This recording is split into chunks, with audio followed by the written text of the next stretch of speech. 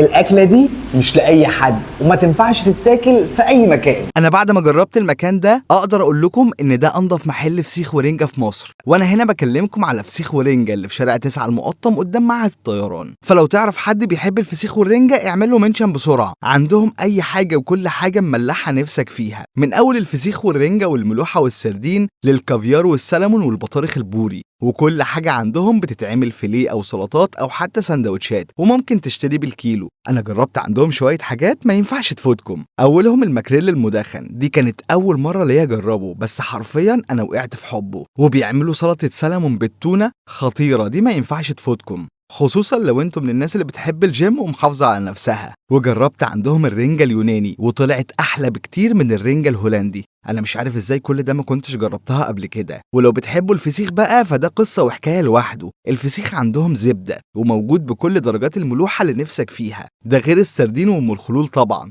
حرفيا المكان ده أنا لقيت فيه كل حاجة أنا بحبها، فجربوه وهستناكم تكتبوا لي رأيكم.